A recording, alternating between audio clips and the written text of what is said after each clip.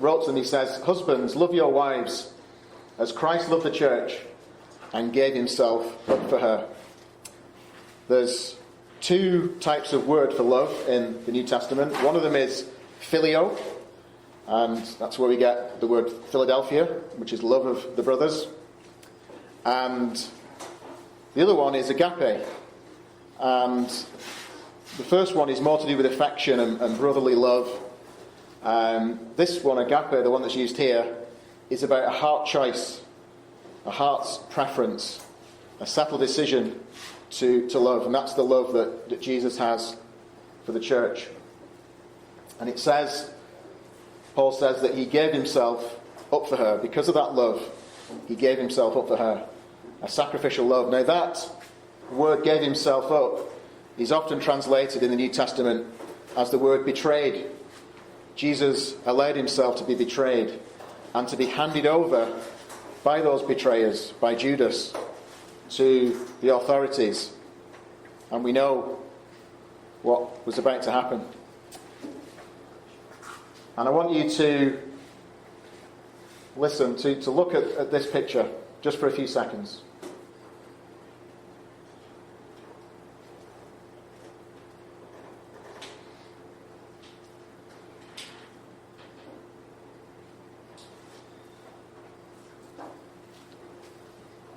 And to take in the reality of what that picture speaks about.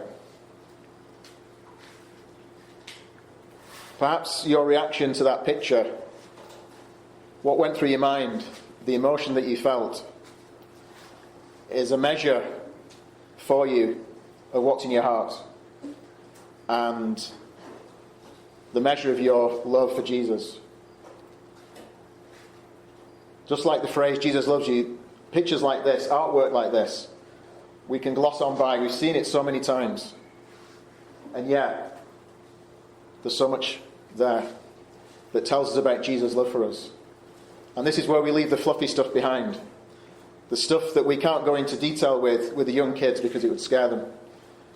The terrible torture that Jesus went through. And the separation from God his Father because he was bearing your sin and my sin. This is grown-up stuff, grown-up love. Paul goes on to say, "No one ever hated his own flesh, but nourishes and cherishes it, just as Christ does the church, because we're members of his body." God sees a married man and his wife as one person. And God joins those two together in the act of marriage. We read about that in Genesis, right from the start of human history. And so Jesus sees the church as one with him. That's why we're called his body, because we're so inextricably linked with Jesus in the most amazing way. And it says that Jesus cherishes the church just as a husband cherishes his wife. That's what the word cherishes means. The word cherish in the New Testament. It means to keep warm. There's a picture here of a husband with a cup of hot chocolate, I imagine, and a blanket. And the wife is nestling and keeping warm. That's a picture, just a tiny little picture of Christ's relationship and the attitude and what he wants to do for the church, to keep her warm, to keep her spiritually warm and spiritually in love with him. So what is the first love? You'd have tackled this in your groups. I don't know what you came up with, but I came up with 6 things that can help us understand it. Undivided. There's nothing in between, and we can think of all these in relation to Jesus and his love for us as individuals. There's nothing in between. There's no body, there's no thing, there's no pursuit, there's no other passion that gets in the way of that first love. It's unselfish. The other person is always put first. Instinctively, the concern is for the other person before yourself. It's unwavering. It's constant. It's not, You remember the man who was plucking some flowers, and he says, she loves me not, she loves me not. And he wasn't sure about whether this girl really loved him or not. Perhaps he was trying to persuade himself that she did when she didn't, I don't know. But first love never falters, it's unwavering. It's unconditional, there's no strings attached. There's nothing in it other than the giving of that love to the other person. And it's unlimited. I described that as instinctive abundance. And I read recently somebody that said that to speak to somebody who's in love about cost is an insult. To speak to somebody who's in love about cost is an insult. And so we might have somebody who's so in love and they spend a vast amount of money on their loved one. And someone says, how could you afford that? And it's almost an insult because that vast amount of money doesn't even register to that person because it's so worth it for the person that they love. And then the unexpected. And we're talking about acts of devotion. We're not talking about acts of duty that someone does because they have to. It's because they want to. And they can be unexpected and they can be extravagant. We're talking about an extravagant love here when we're talking about first love. There's a strange thing that Paul says here in 2 Corinthians. And he says, I'm jealous for you with the jealousy of God himself. Did you know that God was jealous? Thought jealousy was a sin. Well, God can't sin, so if God is jealous, it must be okay. He says, I promised you as a pure bride to one husband, Christ. The idea, the word behind jealousy, and we're going to be thinking in various times about different types of temperature this week, funnily enough. The word for jealousy is boiling. When you put some water on the camp stove, probably not tonight, that probably won't work very well, and you wait for the water to boil. That's a sign of the passion that God has, that Jesus has for us. It's boiling. It's at boiling temperature. It couldn't get hotter, the water, than boiling. And that's why he uses the word jealousy. Jesus does not want anything or anybody to get in the way of him and his love for us. Again, at the end of Ephesians, we would call this a shout-out today. Paul was fond of doing shout-outs at the end of his letters. This was a shout-out to all who love our Lord Jesus Christ with love incorruptible. Love incorruptible. What does that mean? I think most of us like fresh bread, don't we? Nothing better than a loaf of fresh bread coming out of the oven. And I really love my bread. And I have to go to Cobb's to get it because that's the only good bread I can find in Canada, and it's $6 a loaf. But it's worth it. Fresh bread is wonderful. When it comes out of the oven, it's fresh, it smells lovely, it's soft, tastes great, whatever you have it with, maybe just even some butter. And then the next day, it's not quite as fresh, but it's still okay, still good. Maybe not eat on its own, but with some condiment that'll cover up the little bit of lack of taste. Then the next day, well, actually I think this is only good for toasting now. And if you forget about it, and you've got the last few slices left, you come back to it in a few days and that's what it looks like. And that isn't quite as appetizing, is it? Mouldy bread. Nobody wants to eat mouldy bread. That is a picture of first love that's fresh, and then gradually perhaps it starts to go mouldy and starts to stink. And God can smell it and Jesus can smell it. That's what happened to the church of God in Ephesus, sadly. And Jesus doesn't use the analogy of bread. He uses the analogy, I think, of the silting up of the water that was allowing Ephesus to be a port. The word that Jesus uses about their first love is that they've abandoned it. And that reminds us of the fact that Ephesus was abandoned because the water dried up, and there was nothing left. There was no point in being there anymore. And it was a gradual thing. It didn't happen overnight. It must have taken many, many years to silt up. And perhaps by the time they realised the problem, it was too late. I think Liz was saying today that they tried 4 times to get the muck out of that water, to dredge it out so that they could go back to sailing boats in it, but it was too late. They couldn't do it. And the danger is, if we leave our hearts too late, for too long, it might be too late for them to come back to God. You remember in the video that we watched, in the temple of Artemis, there was a man who was tasked with making sure that the fire at the temple never went out. And if they let it go out, there were very, very serious consequences. Unfortunately, the church in Ephesus was in danger if they hadn't already let that light, that flame for Jesus die out. And it wasn't that somebody had come and chucked a bucket of water over it. It was that it gradually got lower and lower and lower, and they had never fed it, never put more wood or coal on the fire. And eventually, it was too late. No amount of blowing and putting stuff on it would work. They'd left it too late. Wanted to reiterate something that our monk friend said.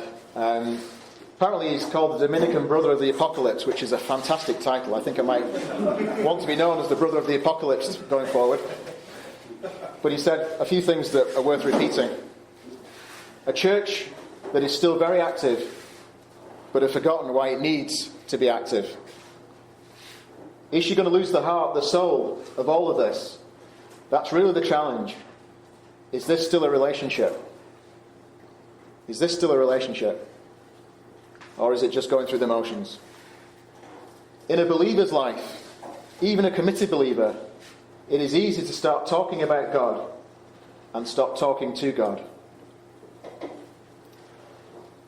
These are very, very pointed things to say, but they're true, aren't they? You know as well as I do, we can talk a lot more about God than talk to him. And that probably goes double for talking to Jesus.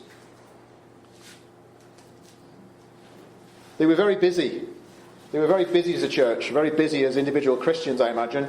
I don't think they had cappuccinos and iPhones. They probably had sundials. But they were busy. And that was good that they were busy. But they had lost the connection with Jesus. And he wasn't interested in all the good stuff if that one component was missing. Paul was one of the busiest people I think there's ever been. And it would be exhausting to go and just to track his missionary journeys and all the places that he went to and all the things that he did. And he didn't travel first class. He travelled in very difficult circumstances. He was shipwrecked on a number of occasions.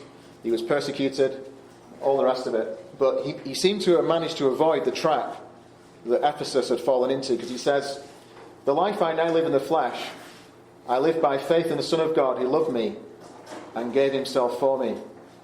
It's almost like he's borrowing those phrases from what he told the Ephesians.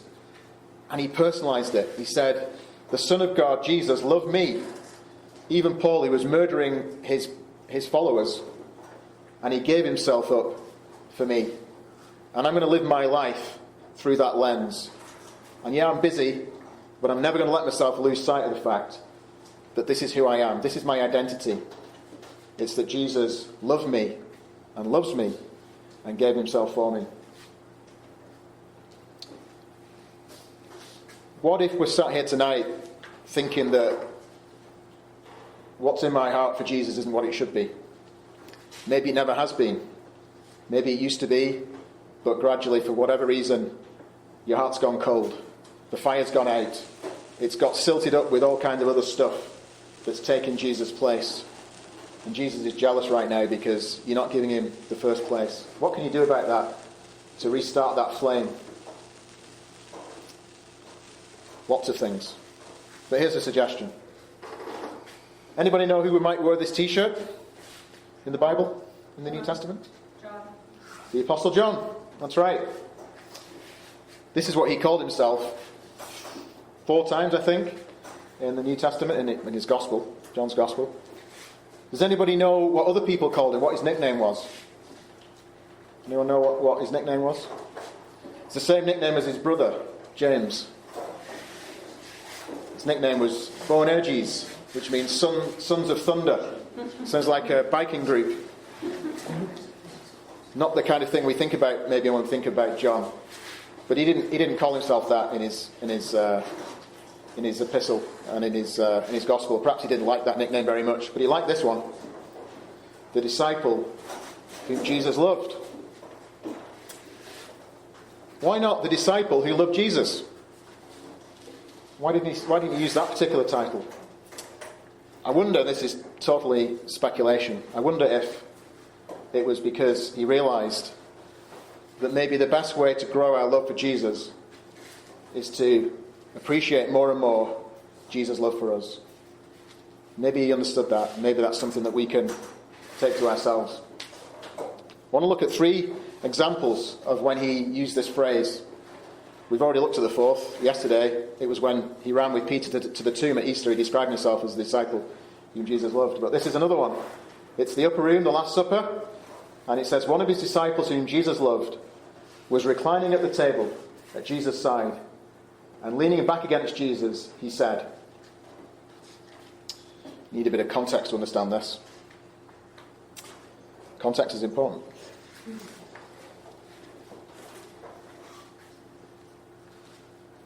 The upper room layout would have been tables, but not tables like we have in the dining hall. They're quite high. These would have been more like coffee tables. And the seats around would have been couches. And so they would have kind of reclined. It's quite relaxed because these meals went on for hours and hours. In the Mediterranean, even today, that still happens. And so they needed something comfortable to recline and relax. And John was reclining at table. So he's kind of out long and he's at Jesus' side. And Jesus says something that gets Peter's attention. And he says, one of you is going to betray me. And Peter's on the other side of the room. And he sees John next to Jesus. And it says in John's Gospel, Peter kind of motions to him, ask Jesus who it is who's going to betray him. So I think John kind of probably raises his eyebrows. And it says he leans back against Jesus. And it's hard to portray it, but the word in the Greeks means that he rested his head on Jesus' chest. And he would have looked back into his eyes and asked him the question, who it is. Isn't that an incredible thing? That the Son of God, just hours before he's going to suffer a brutal crucifixion, was happy and comfortable to have John resting against him, just inches from him, and just being so comfortable and so relaxed that you can imagine, a group of friends just reclining about, asking him a question. And John was the one that was sitting not at Jesus' feet, but right with Jesus, on Jesus' shoulder. That's an amazing thing. It wasn't a more comfortable place for John to be. Just a few hours later, there couldn't have been a less comfortable place for John to be, because we find him at the foot of Calvary. And we've been there already, haven't we, tonight in our song. And we're going to go there again tonight, because John was there. And it says, when Jesus saw his mother and the disciple whom Jesus loved standing nearby, he said to the disciple, behold your mother. Jesus wanted John to look after his mother, a sign of how much Jesus loved John and how much he trusted him. But the point here is, all the other disciples had gone. They had fled. One had betrayed him, one had denied him, the rest had scarpered. John was right next to Jesus at the foot of the cross, so that Jesus could look down from the cross and speak to him. Must have been very close. It would have been a very noisy place. He was close enough for Jesus just to speak to him softly. Behold your mother. We're back to this picture again, aren't we? What do you think the impact of being at the foot of the cross for not just a few seconds, but for hours and hours and hours, watching Jesus suffer and gradually, slowly, painfully die? It must have had such a dramatic impact on John. And he knew that he was doing that for him because Jesus loved him. The third time is a much happier time. And again, not very long after. And Jesus has risen from the dead. And Peter's had enough. And he goes out fishing and takes John with him. And they try to catch fish and they're drawing a blank. And then this guy on the seashore gives them some advice. And suddenly the net's full of fish. And none of the disciples recognize who Jesus is. But the penny drops with John. And I believe he says the only words recorded of John that weren't prompted by somebody else. This is what he says. It is the Lord. Just 4 words. It is the Lord. His knowledge of Jesus, from being close to him every day for 3 years, from being next to him at meals, to seeing him die, he knew Jesus, and he could see him a mile off. Maybe not a mile, maybe 300 meters away. And he could see him not just when he came to the cross, but he could see him in his everyday life. He could see Jesus' presence. And he said to Peter, it is the Lord. And John had Jesus in his heart and his mind. And he says, I know who that is. It's Jesus. We need to be at the foot of the cross, don't we? Regularly. Churches of God, we have what we call the remembrance, the breaking of bread and the taking of the wine. And again, it's something that we can just take for granted, like that picture. We've done it so many times. I sometimes think it would be better if we spill the wine over the table and let the wine just drip onto the floor. That would be a symbol for us. Instead, we just pour it out into a cup, and that's what we're commanded to do. Creates a lot less of a mess, so we're thankful for that. But the point is that we have a weekly opportunity to come together collectively to the foot of the cross and to worship there, to ponder and to consider this scene and to consider the love of Jesus.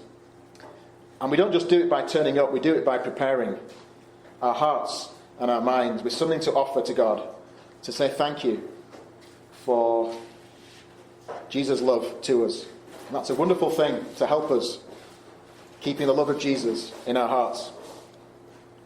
But Fanny Crosby had something even more than that. I say even more, only in terms of frequency, of course. She said in one of her hymns, near the cross, O Lamb of God, bring its scenes before me. Help me walk from day to day with its shadow o'er me. We need to be close to the cross almost daily, don't we? So that we don't let the impact of it lessen in our minds, just little by little by little. And so we can do whatever we can. We can do that by reading our Bibles and reading the Gospel accounts. We can also have fellowship and have communion with Jesus every day too. And we can meet him at the foot of the cross. We can meet him in his word, where he'll reveal himself to us. We're going to think a little bit about that tomorrow, how we can explore and find Jesus in his word. Back to Ephesians again, and this prayer. If only the church had listened to what Paul said, and if only they had the strength to comprehend what is the breadth and length and height and depth, and to know the love of Christ, that you may be filled with all the fullness of God. What's the fullness of God? Well, I think Ben touched on it tonight, talking about the difference that Jesus makes in our lives. In every single aspect of it. It transforms it. It gives it purpose. And it gives it colour. And it gives it meaning. And that was something that John completely understood. See from his head, his hands, his feet, sorrow and love flow mingled down. Did e'er such love and sorrow meet, or thorns compose so rich a crown? Were the whole realm of nature ours, that were an offering far too small. Love so amazing, so divine, demands my heart, my life, my all.